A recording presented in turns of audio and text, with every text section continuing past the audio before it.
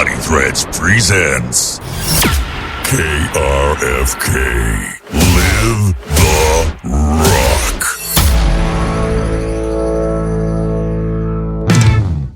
New Day, the title track to the brand new album from John Corabi, solo artist and frontman for the Dead Daisies, The Scream, Union, former vocalist for Motley Crue, and he joins us now for a conversation about all that.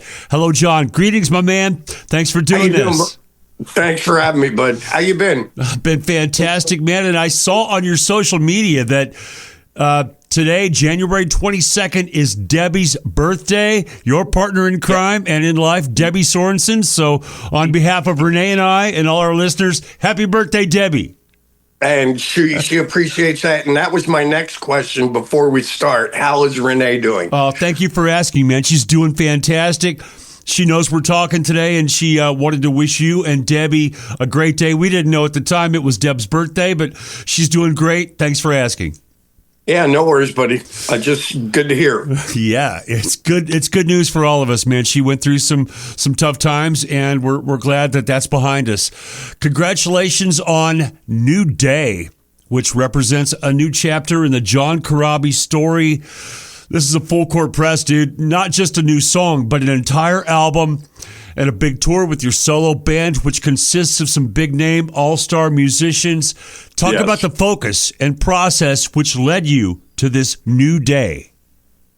Well, to be honest with you, buddy, when Frontiers initially asked me about doing this record, the only thing I had in mind going into this, and I think you can relate to this, you know this, the thing that I hate most about the music business, whether it be radio stations, the suits, whatever, it's like as soon as you write a song, they try to figure out what box it belongs in.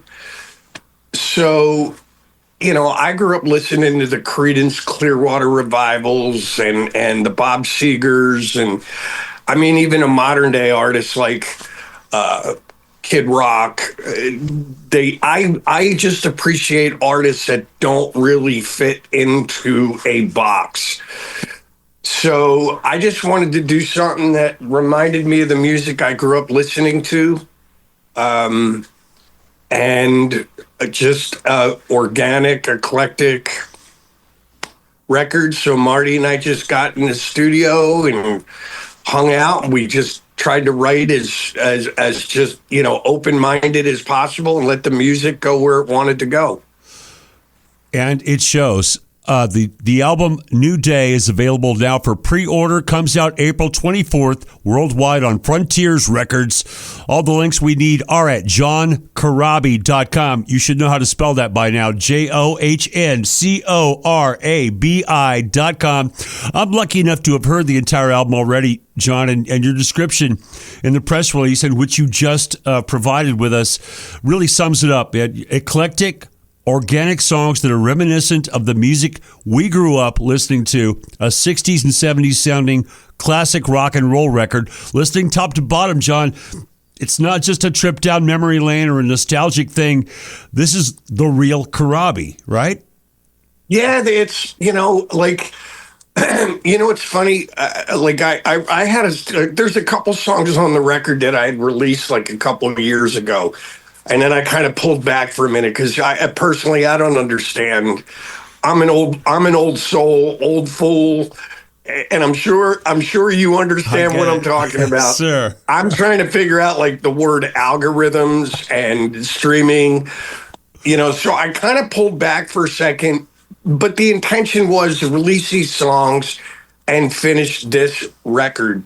I went back to the Daisies, but it's just. This is, again, I just wanted to do something that was, akin to what I used to listen to. Like I would cut school and go play a pinball machine and put quarters in a jukebox and listen to the Guess Who's and the Creedence, Three Dog Night, and, all these great songs we grew up listening to. So I had this opportunity. I took it. and now I let them worry about the algorithms because Exactly. I still haven't quite figured it out. Well, it really does capture those emotions, sounds, and feelings that we grew up listening to. I was really happy to see Cosabella. The last time I had you on the air, we talked about that song and premiered that on the radio. So I'm glad to see that one make the cut. And the cover of I don't know if we can give too much away, but the cover of the Sly and the Family Stone song, Everyday People, it's just a great listen top to bottom. And you're listening to KRFK Radio. I'm speaking with veteran rock frontman John Corabi about his new day, new music. JC, a project like this it's an immersive process from the songwriting to the recording sessions, to the marketing and promotion, media interviews like the ones you're doing now with me, and so much more. When's the last time you just kicked back and listened to the whole record top to bottom? Really, to be honest with you, like, I really love this record. So still, like, you know, when I'm in my car, like Debbie and I took a long run down to Florida, if you remember. Her mom lives down there. So we went down. She's been having some health issues. So we go down there maybe once every 6-7 weeks, hang out for like a week, let her sister, who basically takes care of her mom, we try to give her a break so she can take a cruise or go do what she wants to do for a week. But you know, on the way down, I was listening to it again, and you know, it's maybe it's because it's still new, but I just love the record. I love some of the lyrics. I love some of the things that I'm writing about in the record. I think we're at a time right now, which the weird thing is I wanted a 60s, 70s type record. But it's funny, there's some tie-ins, like I don't know how old you are, I know how old I am, but I remember the divisiveness of the 60s because there was that, you were either pro-Vietnam War or anti-Vietnam War. We were going through a lot of things with civil rights and different things like that. And I kind of feel like we're in the same position 60 years later, like we haven't learned a thing. And so some of the songs, without being too political, one side or the other, I'm just saying, man, like, seriously, wake up, enjoy your day, get off the phone, you know what I mean? Yeah. And just live your life, man. It's just weird. So I've been listening to the record still quite a bit. Well, you know what I mean? We are about the same age, I guess. I'm 64. I'm guessing we're in the same range and grew up during that same turbulent time in the 60s when there was that divisiveness. We just celebrated Martin Luther King Day a few days ago, and I remember the day he got assassinated and all that. Not to get political or any of that, but that music and that message is timeless, and it's certainly embodied on your new record. Again, the release date is April 24th. Pre-order now at johncorabi.com. There are multiple vinyl variants, signed test pressings, a lot of cool bundles available on that website, johncorabi.com. And as I always preach, we love listening to music online and the algorithms and such, but it's really important to own the music you love. So get yourself a physical copy of the new John Corabi album. Pre-order it now at johncorabi.com. Also on that website, there's an extensive list of tour dates kicking off in Belfast, Ireland, and continuing on throughout Europe and the U.S. this spring and summer. You've assembled the dream team. I mean, just absolutely jealous. What an all-pro touring band that you've got behind you for this year's shenanigans, man. I know these guys, but go ahead and tell us who's in your road band. Yeah, and you know this, dude, like trying to put a band together can be so tedious sometimes. But everything about this record, like this is going to be a little bit of a long answer, so I apologize. But like literally me being offered the deal last year, and then right after the Dead Daisy said, hey, we're going to take a year off. So I go, great, I can focus on this. And then it was writing the songs just came so easily and naturally for both me and Marty. We got it in the studio. We did this thing. And then I was going to assemble, a few friends I had in mind, including my son. Right. And just due to certain circumstances, I wound up getting Michael Devin, who plays with me in the Daisies, but people would know him he played bass with Whitesnake for, 12 years. So Michael jumped on. Then it was where Jeremy Asbrock, my guitar player, he played with me back in 13, 14. Then he went on to play with Gene Simmons and Ace Frehley, God rest his soul, for about 7, 8 years. He came back on, obviously, because Ace passed. Mm-hmm. Paul Taylor played some keyboards. You'll recognize Paul from Winger, Alice Cooper. He did do some keyboards on the record. He heard the record. He's like, count me in. And then because I needed a drummer, my son decided not to tour with me. He wanted to go do his own thing. Michael Devin had played the record for Troy Laketta from Tesla. And Troy called me on the phone. He goes, dude, if you need a drummer, count me in. I love your record. So I'm like, okay, cool. I got this awesome 5-piece band, myself included. And then Marty, my producer, Marty's done a bunch. He's produced everybody from Motley Crue to Faith Hill, Tim McGraw. He's all over the map. But he also played guitar with Steven Tyler on his solo tours. And for a lot of people don't know, a little bar trivia for you people. Marty was the vocalist, like not visually, but sound-wise, for the band Stillwater in the movie Almost Famous. So every time that Jason guy would walk up to the microphone, it was Marty that you were hearing. Plus, he wrote all those songs. Yeah. So it was the thing for me, as we get up in age, I obviously don't sing the way that I used to when I was 20, 25, 30. It's important for me, for everybody to be able to sing. So I feel like I've got, myself included, 5 lead singers in the band. So I can take little vocal breaks and let them sing maybe the punchline and then skedaddle and ad lib around it. So I kind of pinch myself every day I get up. I'm very excited to go on tour and just go out and have some fun. And the most important thing is everybody's easy to get along with. That's really what I mean? Important. Yes. Try sitting in a bus. You're in a submarine for 3, 4, 5 months at a time. You want to make sure that everybody gets along and nobody has gas issues. That is the most important thing. Absolutely, man. And I know or have jammed with or recorded with all those guys except Marty, who is obviously your ace in the hole there. And I don't want to give away too many surprises, but what can you tell us about the song list for this upcoming tour? Honestly, it's weird.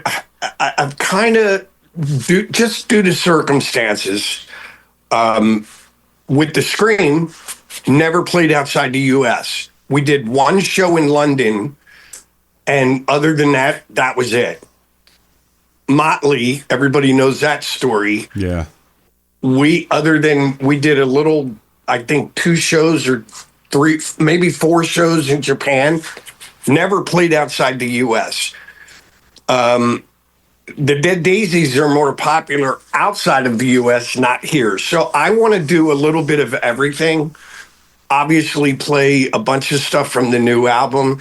So you come to see it, it's going to be, Scream, Union, Motley, some Dead Daisies, and then a bunch of new stuff, and then maybe a cover or 2 that we feel like throwing in the set that night. As whatever. It should be, man. Highly recommended for anybody. If they're coming to your area, go see the John Corabi Band and enjoy this celebration of your career and your track record, your long history in the business as a veteran. You mentioned the Daisies taking a year off. You'll be back with the Daisies in 2027? Yeah, I think they just posted a bunch of dates, so I believe it's I mean, obviously, late February, we'll probably start rehearsing. Yeah. But I believe the dates are in March of 27. It's cool that at our age we can still plan a year ahead, man. That's pretty cool. You know what? I'm not playing. Listen, there's a line in the Dead Daisy song that I live my life by. Yesterday's gone. You cannot change it. Today's the day to rearrange it. But tomorrow's a day that may or may not come at all. So I'm just today. That's right. That's all I'm worried about. That's right. And there's a great song on your new record about that, those old memories that I won't give away too much. I'm lucky enough to have heard the whole album top to bottom several times. And it's going to be the album of the year. I have no doubt. I've had some good times with you personally and mentioning Deb's birthday, doing some gigs, hanging on the beach in the Bahamas. Do you remember that casino cruise gig we did after the Monsters of Rock cruise that one time? All I know is I was yes, I remember the best part of it was maybe hanging at the hotel the night before, hotel, get some food with the girls and maybe a cocktail, whatever. Next day, dude, that flat bottom casino boat, I was so ill. We were just talking about that. Debbie and I were just talking about that experience on the way to Florida just like a week or two ago. And we were just laughing our asses off about it. It was hilarious. Yeah, it was a great day. It was a great gig. Both of us brought our A game that day, but I remember it was like this. And that was the thing I was telling Debbie. I go, I remember just watching Ron go up and sit on the stage and using his leg against the monitor to hold himself up. I go, this is not good. Oh, some good times, is not man. good. It was right after one of those Monsters of Rock cruises. And you and I were staples on that Monsters of Rock cruise for many years. You were the mayor and I was the party master. You made a statement last year that you were banned from those events. I haven't been asked back in 6 years either. So I think we're in the same boat, so to speak. But any further comment on that? No, it's to be honest with you, to be perfectly honest with you, I wasn't a part of the conversation. So what happened in a nutshell was I had switched agents. I love Sullivan, but I switched from Sullivan to this company, TKO. And it was weird. I had finished out my dates with Sullivan, and then TKO was booking me, and then Sullivan reached out to me later and said, oh, hey, by the way, I forgot to tell you there's a Monsters of Rock cruise gig here, whatever.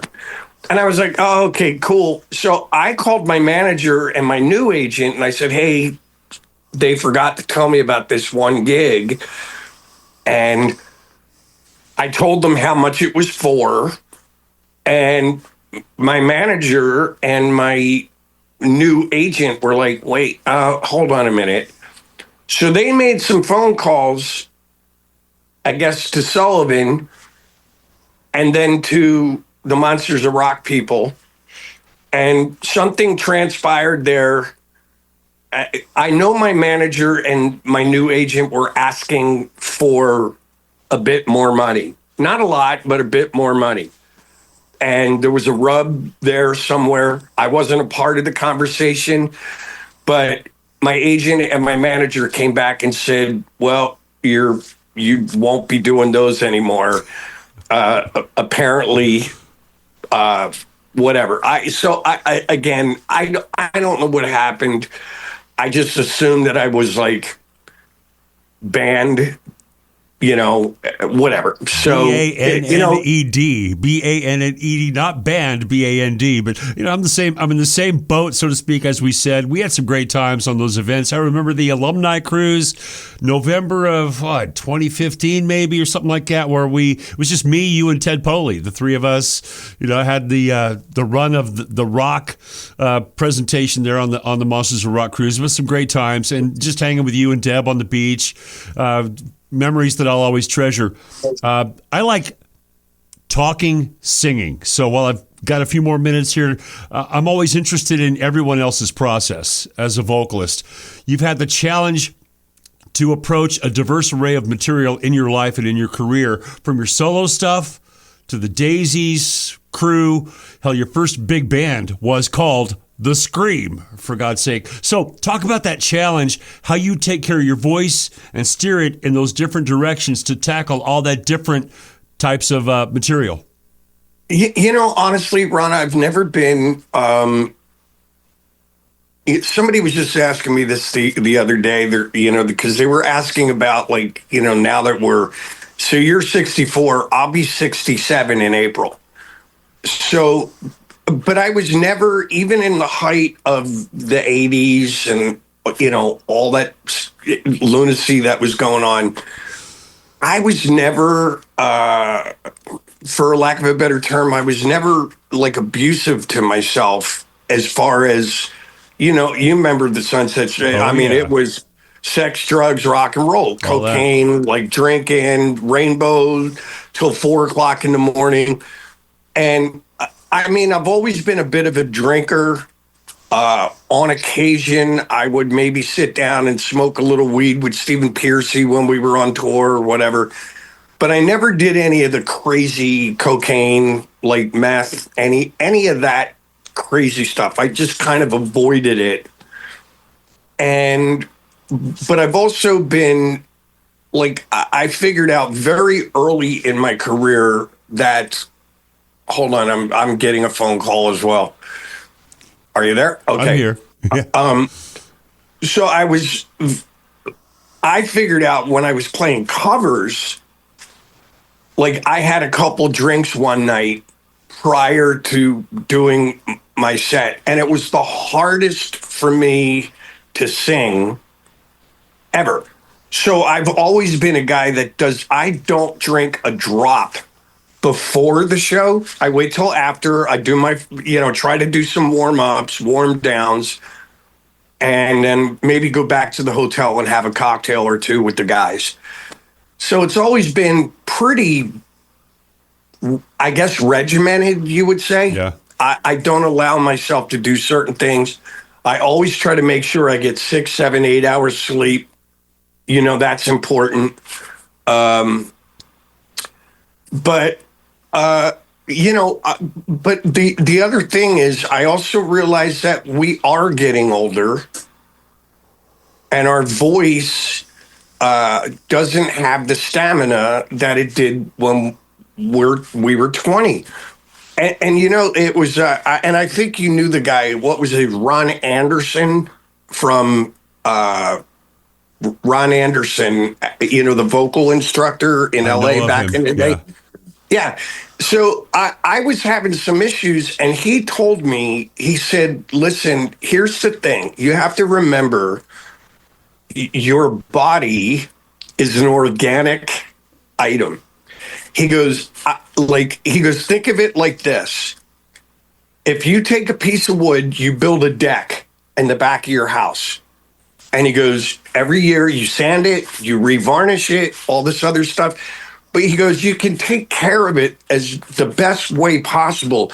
But eventually the weather and the elements it's going to get to the wood. And you're eventually going to have to start replacing some of the boards, regardless of who you are. And, it was funny. A couple years ago, I was sitting on stage with the Daisies doing one of our heavier songs, Rise Up. And I'm headbanging, I'm running back and forth on the thing. But I was just really starting to feel a little winded. And I was like, oh, God, man, what are you doing, dude? Like, you're going to be 65 years old. Like, chill out, Francis. You know what I mean? So it's just, it's just, who I admire? Robert Plant. Robert Plant has come to the realization, I can't sing Black Dog anymore. Yeah. So he's kind of, in some manner, he's brilliantly reinvented himself and he's still relevant. He's still going. He's still doing his thing, and it's very casual and relaxed, and he's figured out the sweet spot in his voice. You know what I mean? So I just think as you get older, you mature, you figure your body out, you know. I mean, even guys like Steven Tyler, he still sounds great. He sounds like he did 20 years ago, 30 years ago. But the difference now is where Steven Tyler would do 3 shows in a row, now he does 1 and he takes 2 days off. So he's kind of figured out how to do that, but you know what I mean? It maintain whatever. So I've always thought about that. And, you know, at the end of the day, people spend a lot of money to come to these shows, regardless of who you are. Even in the clubs, I'm doing club shows now where it's, $35, $40 to get in the door. Mm-hmm. So I just want to give them the best presentation that I can. You know what I mean? Well, you do that on this new album. You sound strong and super comfortable and confident and all that on this new record, New Day. How did you find that comfort zone in the studio by yourself at home? Or I'm guessing you're in the studio with Marty laying down the tracks together. Tell me about that recording process vocally. What's a day in the studio with John Corabi like? Well, it's funny because Marty actually helped me. Marty likes my voice in a certain spot. He calls it the sweet spot. He goes where it's like you're pushing, you got a little bit of rasp, you know what I mean? So we would go in and I would start singing something and he'd go, no, let's bump the key up a little bit or bump it down and figure out where that sweet spot is. So he was really kind of instrumental in helping me figure that out. You know what I mean? For example, Everyday People, as you were talking about earlier, is actually in the key of G. And Marty wanted me to, I was singing it in the regular key and I wasn't really pushing at all. So Marty's like, let's play around. And we did it in, we went up to A, then we went to F sharp, and we tried all these different things. And we finally just figured out that it sounded best in the key of E. So he was very instrumental in that. But again, I love working with Marty because, again, he's a great player, great singer. But just an amazing songwriter, producer. I could see when I was doing guitar parts, I could look over at him and he would go, yeah, that's great. But he was already thinking about how he was going to stack the harmony vocals and different things like that. So I'm somewhere. Marty and I are like musical soulmates somehow. You know what I mean? He gets me, I get him, and we're just we're like 2 guys. It's 1 guy, and I could get together with him to watch a football game and just grab an acoustic guitar while we're sitting there watching the game, and I'll play something. He'll think it's great, and by the end of the game, we've got a new song. Yeah. Well, that's so important. I love working with that guy. Fantastic. It sounds it's important, and it sounds like that synergy is working in every way on this new album, New Day. John Corabi on KRFK Radio. If you want to watch the video of this interview, it will be available soon on youtube.com/@Ron Keel RFK Media, on Spotify, on the Ron Keel podcast. We'll probably re-air this thing a few times on KRFK Radio and at patreon.com/Ron Keel. Again, pre-order the album New Day at johncorabi.com. Dude, thanks again for the music, the friendship, this interview, and all the good times behind us, and hopefully the good times ahead. Your mouth to God's ears, buddy. Right on. John Corabi, the new release is going to be the album of the year, and you'll hear a lot of it right? Excuse me. Hey, there's an edit. Corabi's got me all choked up. No edits here. John's got me all choked up, but you'll hear a lot of those tracks right here on KRFK Radio once it hits the streets April 24th. Back after this. Live the rock!